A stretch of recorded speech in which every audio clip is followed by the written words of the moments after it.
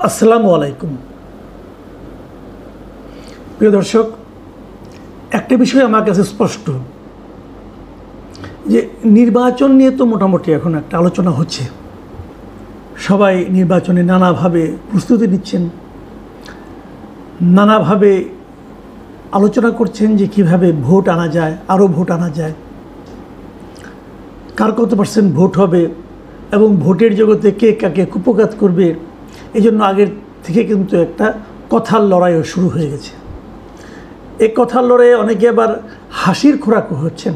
যেমন নাসিরুদ্দিন পাটোয়ারি নামে এনসিপির এক নেতা, উনি হঠাৎ করে বলে বসলেন বিএনপি নাকি 50 থেকে 100টা আসন পাবে এবং তারা নাকি 200-300 আসন পেয়ে যাবে। তো এ ধরনের আলোচনাও হচ্ছে, এ ধরনের বালসুলভ আচরণও আমাদেরকে শুনতে হচ্ছে। কিন্তু এসবের বিপরীতে যে কথাটা আমি বলতে চাই গত কয়েকদিনের বিভিন্ন ঘটনা প্রবাহের প্রেক্ষিতে, সেটা হলো আমার বিবেচনায় আগামী নির্বাচনে সবচেয়ে গুরুত্বপূর্ণ ফ্যাক্টর হবে আওয়ামী লীগ। তো অনেকে বলবেন যে আওয়ামী লীগ তো নেই, আওয়ামী লীগ তো ইলেকশন করতে পারবে না। এখন পর্যন্ত যা দেখছি আওয়ামী লীগ ইলেকশন হয়তো আর করতে দেবে না। যদি আওয়ামী লীগ ইলেকশন না করে, আওয়ামী লীগের রাজনীতি নিষিদ্ধ, আওয়ামী লীগ কোনো মিছিল করতে পারবে না, মিটিং করতে পারবে না। বাট এটি হলো মজার কথা যে একটা দল কোথাও নেই, দৃশ্যত নেই, আইনত নেই, সরকার তাকে দৃশ্যপট থেকে সরিয়ে দিয়েছে। আমাদের এই অন্তর্বর্তীকালীন সরকার, যদি তাকে নিরপেক্ষ বলতে হয়, বললাম এই নিরপেক্ষ সরকার আওয়ামী লীগকে রাজনৈতিক দল হিসেবে আমাদের দেশে দৃশ্যপট থেকে সরিয়ে দেওয়ার চেষ্টা যা যা করা দরকার ওনারা সব করছেন। তারপরে ওদেরকে নিরপেক্ষ আমাদেরকে বলতেই হবে আইন অনুযায়ী, তাই না? ঠিক আছে।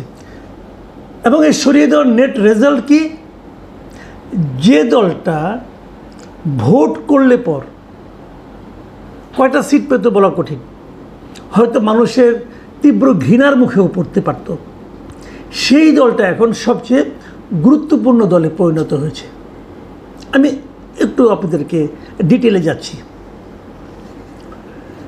গতকালকে আমি একটা দ্য ইকোনমিস্টের রিপোর্ট নিয়ে আলোচনা করেছিলাম না, সেখানে ইকোনমিস্ট পত্রিকার রিপোর্টার ওনারা একটা জরিপের কথা উল্লেখ করেছেন। সেই জরিপটা ওনারা কোথায় করেছেন আমি ঠিক জানি না, ওখানে সেটা লেখাও নেই কোথাও। সেই জরিপে ওনারা বলেছেন যে যারা এরই মধ্যে ভোট দেওয়ার সিদ্ধান্ত নিয়েছেন তাদের মধ্যে কেবলমাত্র 5% লোক এনসিপিকে সমর্থন করেন, কেবলমাত্র 5% লোক। আর আওয়ামী লীগ যেহেতু নাই, কাজে পুরনো রাজনৈতিক দলগুলোর প্রতি সমর্থন বেশি। তো পুরনো রাজনৈতিক দল আর কে আছে? জামাত এবং বিএনপি, এই তো। সেখানে বিএনপির পেছনে তাদের সমর্থন আছে 42%, আর জামায়াতের প্রতি সমর্থন আছে 32%। দেখুন 10% এটা বিশাল গ্যাপ কিন্তু বিএনপি এবং জামাতের মধ্যে। আপনাদের মনে আছে যে 2001 সালে যে নির্বাচনটা হয়েছিল, সেখানে কিন্তু আওয়ামী লীগ এবং বিএনপির মধ্যে ভোটের সমর্থনের দিক দিয়ে পার্থক্য কিন্তু 1%-এরও কম ছিল, 1%-এরও কম ছিল।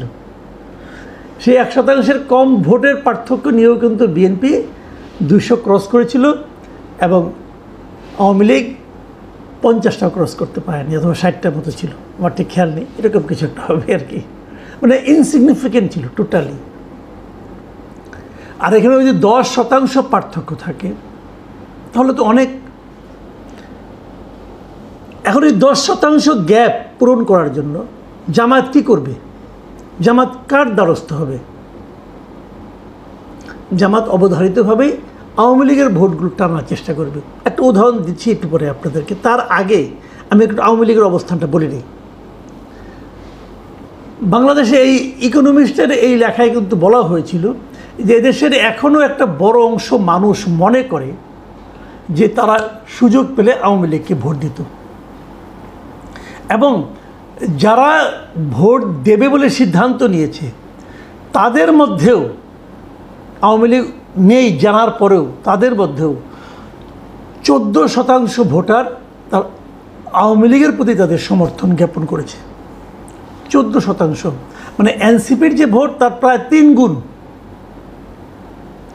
এনসিপির মধ্যে যতটুকু সমর্থন তার 3 গুণ সমর্থন সেই দলটির প্রতি যে দলটিকে এনসিপিরাই নিষিদ্ধ করেছে এবং যে দলটা নির্বাচন করতে পারবে না এ কথা মানে ভোটাররা জানার পরও তারা এই দলটাকে সমর্থন করে। আমরা একটা ছোট্ট উদাহরণে যাই আপনাদেরকে, এটা 2 দিন আগের কথা।